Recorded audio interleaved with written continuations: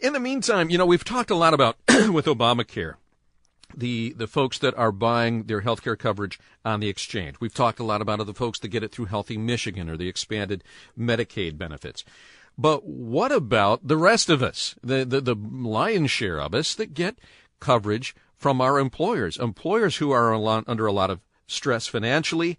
And what happens now with this new bill?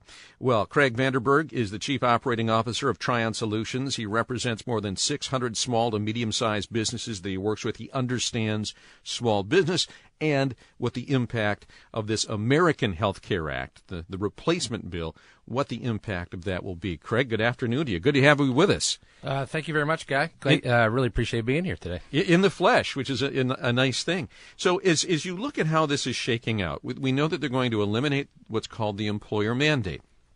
Basically, the government mandate that employers with a certain size business, I think it's 50 to 500 employees. 50 or more, correct. That they must provide health care insurance. So when that mandate goes away, for those of us that work for a small business, what's the likelihood that our employer is just going to drop health care and we'll end up being in the exchange or uncovered?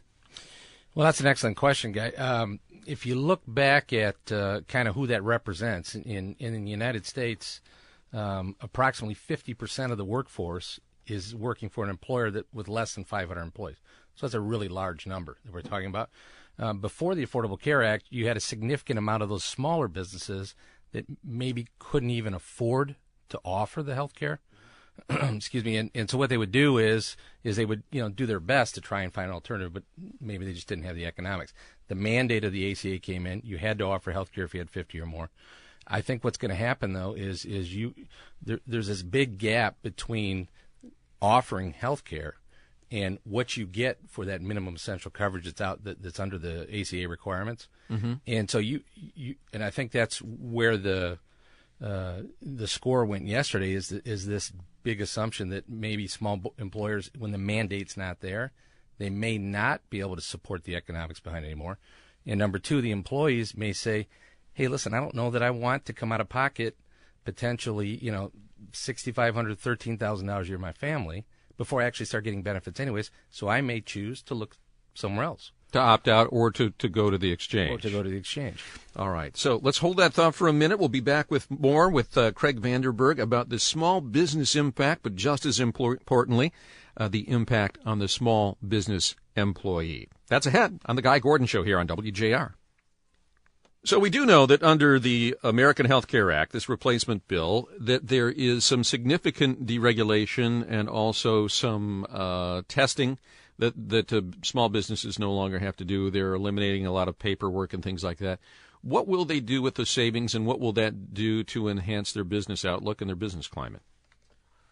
Great question, Guy. I think what you'll see in the small business community, we certainly see it with most of our small business clients, is they're always aggressively trying to find better, richer, more stylistic benefits for their employees. That's how you find and retain good employees in the first place. Right. Yeah, a paycheck is just not enough anymore.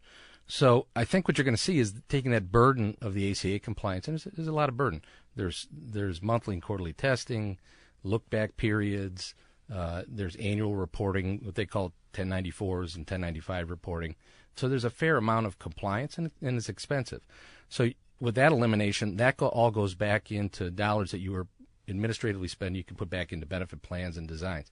Another big piece. Well, let me stop you there. Sure. So that's maybe some of those employers that were thinking about opting out with the mandate going away, once they start to reap those benefits of the deregulation and the lack of the compliance costs, could then eventually use those savings to provide more benefits to their employees. Oh, I would say certainly so, because right now the max under the ACA that you can charge one of your employees towards their premiums is roughly 9.5% of their income.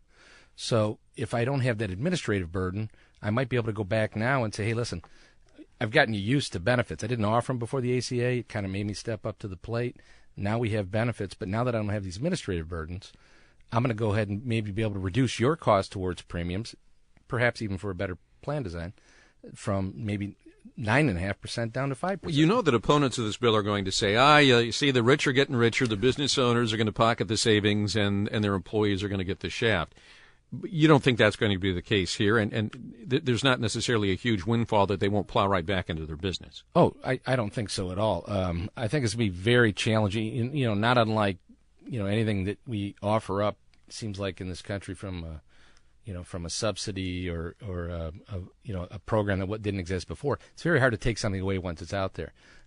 Small Business America, especially the mandate over 50, has gotten the culture in the last couple of years used to employees having some access to care. I think most small business owners, I know the ones we work with, they want to find affordable access to care. Having dollars to contribute to that aren't administration, regulatory compliance, and then creative new things like they're really looking forward under the new proposed bill. They're looking to really enhance and grow the healthcare savings accounts, which are very attractive vehicles, especially for younger employees, where they have those allocations by employers that carry that forward year after year. Very popular. In terms of the incentives that may be inherent in this bill, and understanding that this still could go through minor surgery, or when it gets to the Senate, maybe some major surgery. We'll have to see, because also conservative Republicans want to have their say on it as well. So once it goes through the process, is it creating a huge amount of uncertainty? And how are business leaders and employers weathering that? Because that's the one thing that businesses hate most is uncertainty. They like to plan and they like to execute. That's an excellent question. I know going back a couple of years when we really started drilling down on under the ACA with our clients that were going to be subject to it, there was a huge amount of uncertainty. I think one of the upside of what's happened with the ACA the last couple of years, Small Business America has said, listen, I've got to look at and understand the impact of healthcare. But they knew what was out there. There was a predictability to it. Sure, but what they did was, with all due respect to small business and God love everyone in America, they kept kicking the can down the road. They really didn't take a hard look at dealing with that. Well, and a lot of the employer mandates are just kicking in this year, exactly, right? I mean, the bill was going to come due whether it was a Republican or a Democrat in the White House, and it is coming due. Looking at the Cadillac tax that employers had to pay on the gold or silver plans in some cases, is that going away under this new plan, and how much of a burden elimination is that? Yeah, I mean, under the current bill, as we understand it, that tax is looking to go away. I can tell you, in the small business community, though, that doesn't impact very many people at all. So what you generally see, because they can only afford the bronze, and you look at and really it's not the bronze and something, it's kind of the bronze. Okay, is really all you get. So participation, without a solid ratio, is significantly just limited to the lower plans, not the rich plans. In our last 30 seconds, what do you think the end result's going to be here, and what will it mean to the hiring outlook for small business in Michigan? Well, I think bringing and repealing a little bit of these regulatory challenges and compliance issues associated with the ACA can only be a good thing for both employees and the employers.